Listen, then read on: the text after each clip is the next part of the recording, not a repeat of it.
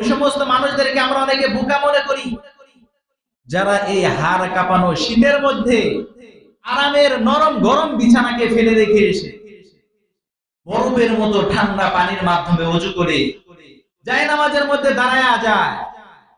জায়নামাজের মধ্যে দাঁড়ায় সে বলে আলহামদুলিল্লাহি রাব্বিল আলামিন। আরে কত শান্তির মধ্যে বিদেশি কম্বলের নিচে আরামের সাথে ঘুমায় রয়েছি, অথচ সেই মানুষগুলো এই হাড় কাঁপানো শীতের মধ্যে তারা জায়নামাজের মধ্যে দাঁড়িয়ে যায়। তারা অন্য কোনো উদ্দেশ্যে তারা দাঁড়ায় যায় না।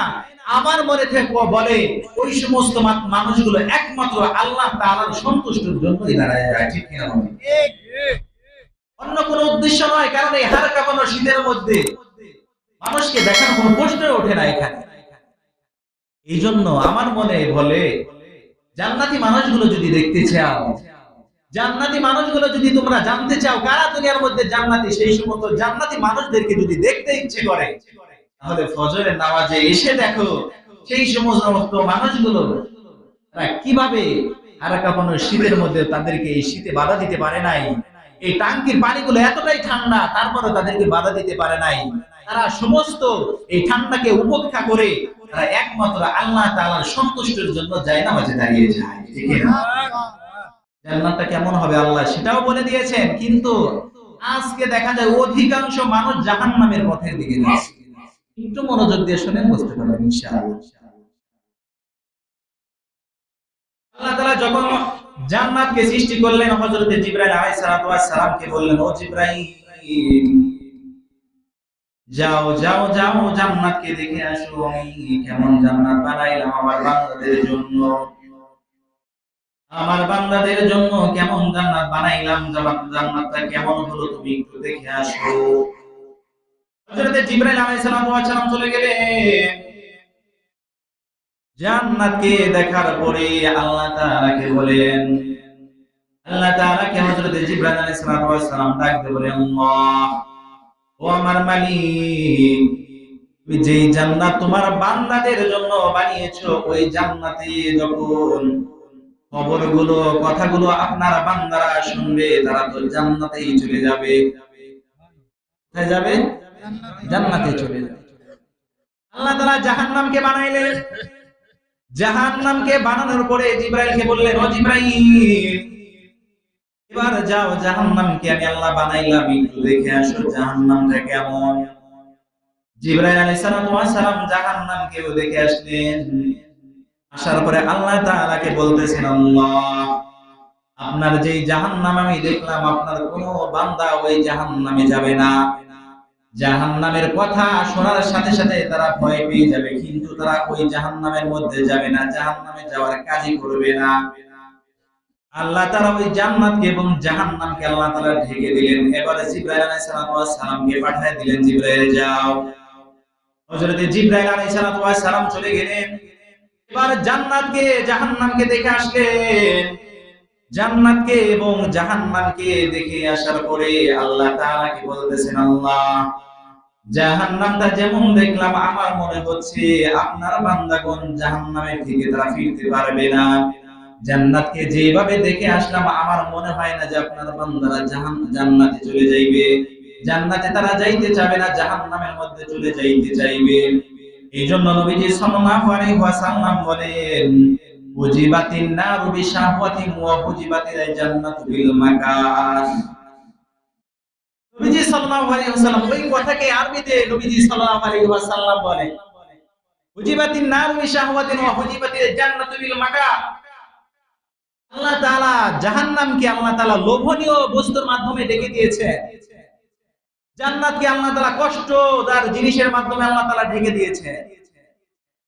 আজ আমরা ওই সমস্ত মানুষকে আমরা অনেক বোকা মনে করি, ওই সমস্ত মানুষদেরকে আমরা অনেকে বোকা মনে করি, যারা এই হাড় কাঁপানো শীতের মধ্যে আরামের নরম গরম বিছানাকে ফেলে রেখে এসে বরফের মতো ঠান্ডা পানির মাধ্যমে ওযু করে জায়নামাজের মধ্যে দাঁড়ায়া যায়। জায়নামাজের মধ্যে দাঁড়ায় সে বলে আলহামদুলিল্লাহি রাব্বিল আলামিন। আল্লাহ আমাদেরকে কতটা ভালোবাসে একটু চিন্তা করেন। যে বান্দা 60 থেকে 70 বছর পর্যন্ত যদি সে আল্লাহ তাআলার নাফরমানি করে থাকে, আল্লাহ তাআলা যদি নাফরমানি করে থাকে, ওই ব্যক্তিও যদি জায়নামাজের মধ্যে দাঁড়ায় আলহামদুলিল্লাহ বলে, আল্লাহ রাব্বুল আলামিন সাথে সাথে বলেন হামিদানি আব্দি, আমার বান্দা প্রশংসা করেছে। সুবহানাল্লাহ। আল্লাহ আপনাকে কতটা ভালোবাসে, কতটা আপনাকে আল্লাহ ভালোবাসে। এজন্য আমরা সেই সমস্ত মানুষকে মনে করে বোকা, আয় রে কত শান্তির মধ্যে বিদেশি কম্বলের নিচে আরামের সাথে ঘুমায় রয়েছি, অথচ সেই মানুষগুলো এই হাড় কাঁপানো শীতের মধ্যে তারা জায়নামাজের মধ্যে দাঁড়িয়ে যায়। তারা অন্য কোনো উদ্দেশ্যে তারা দাঁড়ায় যায় না। আমার মনে থেকে বলে ওই সমস্ত মানুষগুলো একমাত্র আল্লাহ তাআলার সন্তুষ্টির জন্যই দাঁড়ায় যায়। ঠিক কিনা? অন্য কোনো উদ্দেশ্য নয়। কারণ এই হাড় কাঁপানো শীতের মধ্যে মানুষকে দেখানো কোনো প্রশ্নই ওঠে না এখানে। এই জন্য আমার মনে বলে, জান্নাতি মানুষগুলো যদি দেখতে চাও, জান্নাতি মানুষগুলো যদি তোমরা জানতে চাও কারা দুনিয়ার মধ্যে জান্নাতি, সেই সমস্ত জান্নাতি মানুষদেরকে যদি দেখতে ইচ্ছে করে, তাহলে ফজরের নামাজে এসে দেখো সেই সমস্ত মানুষগুলো তারা কিভাবে হাড় কাঁপানো শীতের মধ্যে তাদেরকে এই শীতে বাধা দিতে পারে নাই। এই টাঙ্কির পানিগুলো এতটাই ঠান্ডা, তারপরে তাদেরকে বাধা দিতে পারে নাই। তারা সমস্ত এই ঠান্ডাকে উপেক্ষা করে তারা একমাত্র আল্লাহ তাআলার সন্তুষ্টির জন্য জায়নামাজে দাঁড়িয়ে যায়। ঠিক না? এজন্য নবীজি সাল্লাল্লাহু আলাইহি ওয়াসাল্লাম এই কথাটাই বলেছেন। আল্লাহ তাআলা কষ্টদায়ক জিনিসের মাধ্যমে আল্লাহ তাআলা জান্নাতকে ঢেকে দিয়েছেন। আল্লাহ তাআলা এই ঠান্ডার মধ্যে নামাজের মাধ্যমে আল্লাহ তাআলা জান্নাতকে ঢেকে দিয়েছেন। সম্পদ হইলে যাকাতের মাধ্যমে যাকাত দিতে হবে, এই বিধানের মাধ্যমে আল্লাহ তাআলা জান্নাতকে ঢেকে দিয়েছেন। আমি অবৈধভাবে আমি সম্পদ উপার্জন করতে পারবো না, এই বিধানের মাধ্যমে আল্লাহ তাআলা জান্নাতকে ঢেকে দিয়েছেন। সর্বদাই সত্য কথা বলতে হবে, মিথ্যা নামে আশ্রয় নিতে পারবো না, এই ওয়াদার মাধ্যমে আল্লাহ তাআলা জান্নাতকে ঢেকে দিয়েছেন। আমার জীবনকে, আমার পুরা জীবনকে আল্লাহ তাআলা চাওয়া অনুযায়ী আমার জীবনকে চালাইতে হবে, এই বিধানের মাধ্যমে আল্লাহ তাআলা জান্নাতকে ঢাকিয়ে দিয়েছেন। আর সম্পদ হলে আমাকে হজ করতে হবে, এই বিধানের মাধ্যমে আল্লাহ তাআলা জান্নাতকে ঢেকে দিয়েছেন। এক কথায় যত ধরনের কষ্ট দেওয়া আমরা বস্তু দেখি, যেগুলো আল্লাহ তাআলার বিধান, এই সমস্ত বিধানের মাধ্যমে আল্লাহ তাআলা জান্নাতকে ঢেকে দিয়েছেন। কিন্তু এর বিপরীতে নবীজি বললেন ওহুজিবাতিন নারু বিশাহওয়াতিন, আল্লাহ তাআলা লোভনীয় বস্তুর মাধ্যমে জাহান্নামকে আল্লাহ তাআলা ঢেকে দিয়েছেন। আল্লাহ তাআলা যে আমি এই শীতের মধ্যে আমি নামাজ আমার পড়তে হবে না, আমি আরামের বিছানার মধ্যে শুয়ে থাকলেই আমার হয়ে যাবে, কেউ আমাকে ডাকবে না, আমাকে বাধা দিবে না, এই যে আমার মনের একটা খায়ে, সেটার মাধ্যমে আল্লাহ তাআলা জাহান্নামকে ঢেকে দিয়েছে। আমার ইচ্ছা মতো আমি গান শুনতে পারবো, এই গানের মাধ্যমে আল্লাহ তাআলা জাহান্নামকে ঢেকে দিয়েছেন। আমার মনে চাইলে আমি ডিজে বক্স বাজাবো, আমার মনে চাইলে আমি কনসার্ট করব, আমার মনে চাইলে আমি যাত্রা করব, আমার মনে চাইলে আমি গানের আসর বসাবো, এই সমস্ত লোভনীয় জিনিসের মাধ্যমে আল্লাহ তাআলা জাহান্নামকে ঢেকে দিয়েছেন। আমার মাদের মেয়েদের পর্দা করতে হবে না, বেপর্দা অবস্থায় তারা চলাফেরা করবে, এর মাধ্যমে আল্লাহ তাআলা জাহান্নামকে ঢেকে দিয়েছেন। আমি সুদ খাবো, সুদের মাধ্যমে আল্লাহ তাআলা জাহান্নামকে ঢেকে দিয়েছেন।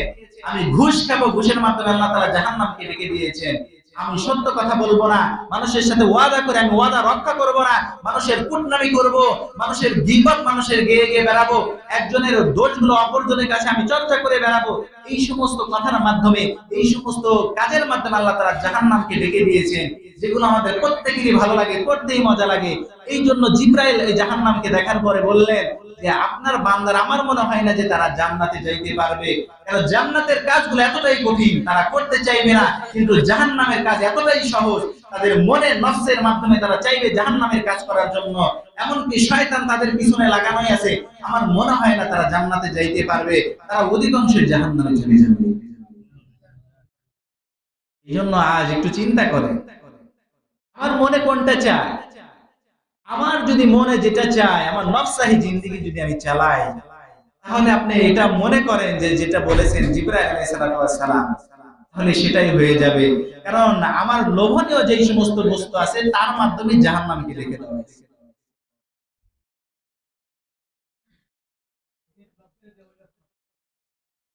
এজন্য অবশ্যই যে সমস্ত কষ্টের কাজ আছে, যে সমস্ত কষ্টের কাজ আছে, আল্লাহ তাআলার বিধান আছে, এটার নিচেই আল্লাহ তাআলা জান্নাতকে রেখে দিয়েছেন। সুবহানাল্লাহ। আর আমার মন চাই, আমার নফস চাই জিন্দেগি কয়দিন ভাই বলেন, কয়দিন? যারা এখানে আছেন 30, 40, কার বয়স 50 হয়ে গেছে, কারো 60 বছর হয়ে গিয়েছে, কারো চামড়াগুলো, শরীরের চামড়াগুলো এক সময় টান টান ছিল, যার এক সময় হাঁটা পায়ের শব্দের কারণে তার পাশ দিয়ে হাঁটা যেত না, সেনা নাই। এক সময় তার দাপটের কারণে এলাকার মধ্যে থাকা যায় না, কিন্তু একটা সময় তাকে কেউ সম্মান করে না, তাকে দেখলে কেউ সালামি দেয় না। একটা সময় তাকে পৃথিবীতে থাকতে দেওয়া হয় না। এই পৃথিবীতে আমি আপনি চিরদিন থাকবো না, আজ মনে করছি যুবক আছি, হয়তো আমার এভাবেই সারা জীবন থাকবে না। একটা সময় আপনার এই যৌবন শেষ হয়ে যাবে, আপনার এত সুন্দর চামড়া ঘুচিয়ে যাবে। আজ আপনাকে কতটা সম্মান করে, আপনার ভয়ে মানুষ আপনার সামনে কথা বলে না, কিন্তু একটা সময় আপনাকে কে পাত্তাই দিবে না। শুধু সময়ের ব্যবধান মাত্র। এই জন্য আমাদের এখনো সময় আছে, সেই আল্লাহ তাআলাকে রব হিসেবে স্বীকার করেন। আল্লাহ থেকে কেউ আপনাকে বেশি ভালো বাসে না। প্রত্যেকটা কাজ করতে হবে একমাত্র আল্লাহ তাআলার জন্য।